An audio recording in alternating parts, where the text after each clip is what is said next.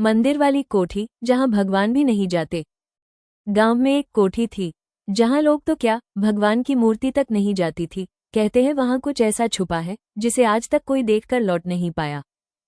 Part 1। गांव की छाया। रात के 12 बजे 2 बजे उत्तर प्रदेश के एक छोटे से गांव मकौली में एक पुरानी कोठी थी। कोठी के दरवाजे पर एक टूटा हुआ मंदिर था और कहा जाता था कि वहां भगवान की मूर्ति खुद हट गई थी।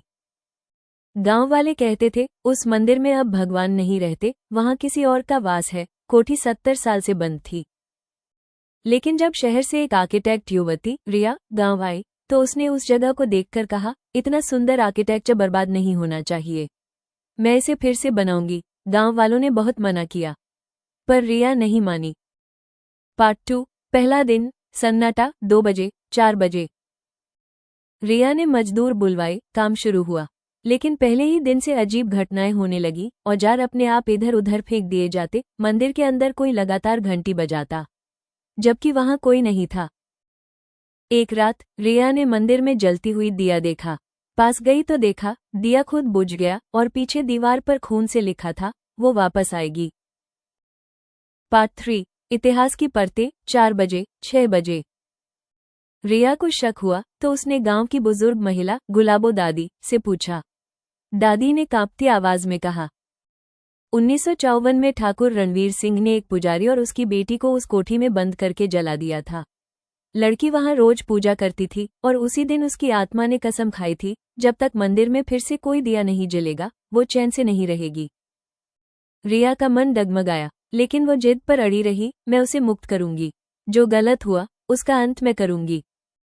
पार्ट 4। आत्मा का सामना। 6 बजे 8 बजे अगली रात रिया अकेली मंदिर में गई, दिया जलाया, आरती गाई। तभी एक तेज हवा चली, दरवाजा अपने आप बंद हो गया।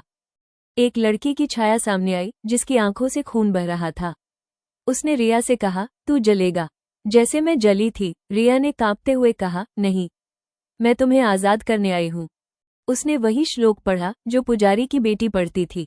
धीरे धीरे मंदिर की दीवारें कांपने लगी, घंटी अपने आप बजने लगी, एक तेज रोशनी फूटी और आत्मा गायब हो गई।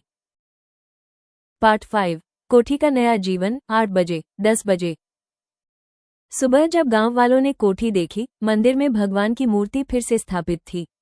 हवा में सन्नाटा नहीं था, शांति थी। गांव वालों ने रिया को धन्यवाद दिया। रिया मुस्कुराई और बोली, वो सिर्फ आत्मा नहीं थी, वो इंसानियत थी जो न्याय चाहती थी। और तब से कोई घंटी रात में नहीं बजती, पर हर सुबह मंदिर का दीपक अपने आप जल उठता है, जैसे कोई आज भी वहां पूजा करता हो। क्या सच में उस कोठी में भगवान भी नहीं जाते? और उस रात वहां क्या हुआ? पूरी कहानी जानने के लिए वीडियो को अंत तक जरूर देखिए।